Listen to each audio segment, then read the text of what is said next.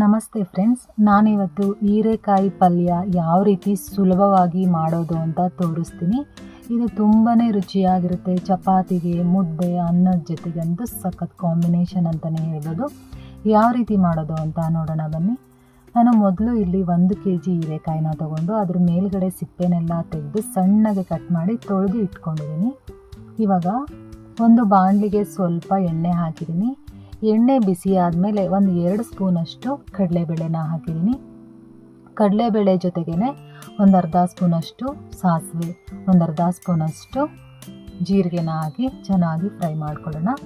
ಇದಕ್ಕೇ 2 ಎಸಳಷ್ಟು ಕರಿಬೇವನ್ನು ಕೂಡ ಹಾಕ್ತಾಯಿದ್ದೀನಿ.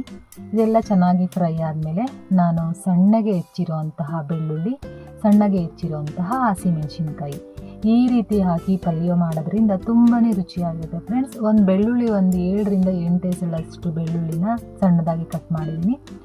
4 ಹಸಿಮೆಣಸಿನ್ಕಾಯಿನ ಸಣ್ಣದಾಗಿ ಕಟ್ ಮಾಡಿದ್ದೀನಿ. ಈಗ ನಾನು 1 ಮೀಡಿಯಮ್ ಸೈಜ್ ಈರುಳ್ಳಿನ, ಸ್ವಲ್ಪ ದಪ್ಪನೇ ಇತ್ತು ಈರುಳ್ಳಿ, ಆ ಈರುಳ್ಳಿನ ಸ್ವಲ್ಪ ಚಿಕ್ಕದಾಗಿ ಕಟ್ ಮಾಡಿ ಹಾಕಿದ್ದೀನಿ. ಈಗ ರುಚಿಗೆ ತಕ್ಕಷ್ಟು ಉಪ್ಪನ್ನು ಹಾಕಿ ಸ್ವಲ್ಪ ಚೆನ್ನಾಗಿ ಫ್ರೈ ಮಾಡ್ಕೊಳ್ಳೋಣ ಈರುಳ್ಳಿನ. ಇವಾಗ ಕಟ್ ಮಾಡಿರುವಂತಹ ಹೀರೆಕಾಯಿನ ಸೇರಿಸ್ತಾ ಇದ್ದೀನಿ. ಹೀರೆಕಾಯಿನ ಸೇರಿಸ್ಬಿಟ್ಟು ಸ್ವಲ್ಪ ಚೆನ್ನಾಗಿ ಮಿಕ್ಸ್ ಮಾಡ್ಕೊಳ್ಳೋಣ ಫ್ರೆಂಡ್ಸ್. ಈ ಸಣ್ಣದಾಗಿ ಕಟ್ ಮಾಡ್ಕೊಳ್ಳೋದ್ರಿಂದ ಪಲ್ಯಕ್ಕೆ ತುಂಬಾ ರುಚಿಯಾಗಿರುತ್ತೆ. ಏನಾದರೂ ಸ್ವಲ್ಪ ದಪ್ಪ ಕಟ್ ಮಾಡಿಬಿಟ್ರೆ ಅದು ಸಾಂಬಾರ್ಗೆ ಹಾಕೋ ರೀತಿ ಆಗಿಬಿಡುತ್ತೆ. ಅದಕ್ಕೆ ಪಲ್ಯಕ್ಕೆ ಯಾವ ರೀತಿ ಕಟ್ ಮಾಡ್ಕೊಬೇಕೋ ಆ ರೀತಿ ಕಟ್ ಮಾಡಿಕೊಂಡ್ರೆ ಪಲ್ಯನೂ ತುಂಬ ರುಚಿಯಾಗಿರುತ್ತೆ, ನೋಡೋದಕ್ಕೂ ಚೆನ್ನಾಗಿ ಕಾಣಿಸುತ್ತೆ. ಇವಾಗೆಲ್ಲ ನೀಟಾಗಿ ಮಿಕ್ಸ್ ಮಾಡಿಕೊಂಡು ಒಂದು ಲಿಂಟನ್ನು ಕ್ಲೋಸ್ ಮಾಡಿ 5 ರಿಂದ 10 ನಿಮಿಷ ನಾವು ಬೇಯಿಸ್ಕೋಬೇಕು. ಹೀರೆಕಾಯಿ ಚೆನ್ನಾಗಿ ಬೆಂದರೆ ಪಲ್ಯ ತಿನ್ನೋದಕ್ಕೆ ಚೆನ್ನಾಗಿರುತ್ತೆ. ಇವಾಗ ನೋಡಿ 1 ನಿಮಿಷ ಆಗಿದೆ.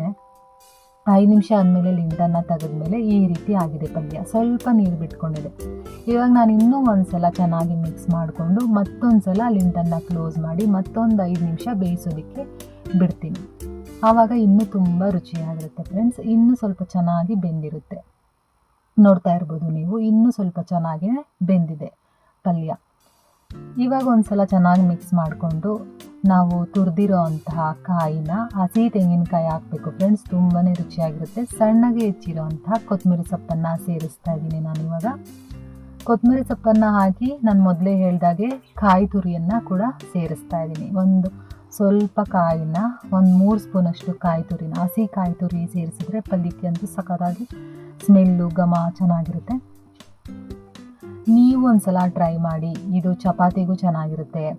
ಅನ್ನ ಸಾಂಬಾರಿಗೆ ಸೈಡ್ಸ್ಗೆ ಏನೂ ಇಲ್ಲ ಅಂದಾಗ ಈ ಪಲ್ಯನ ಮಾಡಿಕೊಂಡ್ರೆ ಆರೋಗ್ಯಕರವಾಗಿ ಇರುತ್ತೆ. ಇದರಲ್ಲಿ ನಾರಿನಾಂಶ ಇರೋದ್ರಿಂದ ಜೀರ್ಣಕ್ರಿಯೆಗೂ ಕೂಡ ತುಂಬ ಮುಖ್ಯವಾಗುತ್ತೆ, ತುಂಬ ಸಹಾಯ ಮಾಡುತ್ತೆ. ಹೀರೆಕಾಯಿ ಯಾರಿಗೆ ಕಾನ್ಸ್ಟಿಪೇಷನ್ ಇರುತ್ತೆ ನೋಡಿ, ಮೋಷನ್ ಸರಿಯಾಗಿ ಆಗಲ್ಲ ನೋಡಿ, ಅವರು ಡೈಲಿ ಹೀರೆಕಾಯಿ ತಿಂತಾ ಬನ್ನಿ, ನಿಮಗೆ ಅದು ಸರಿ ಹೋಗುತ್ತೆ.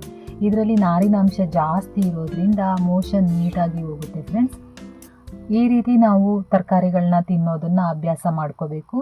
ಹೀರೆಕಾಯಿ ಅಂತೂ ತುಂಬಾ ಒಳ್ಳೆಯದು ಜೀರ್ಣಕ್ರಿಯೆಗೆ. ನಿಮಗೆ ಈ ರೆಸಿಪಿ ಇಷ್ಟ ಆಗಿದೆ ಅಂತ ತಿಳ್ಕೊತೀನಿ. ಇಷ್ಟ ಆಗಿದ್ರೆ ಕಮೆಂಟ್ ಮಾಡಿ, ಲೈಕ್ ಮಾಡಿ, ಇದೇ ರೀತಿ ನನಗೆ ಸಪೋರ್ಟ್ ಮಾಡಿ.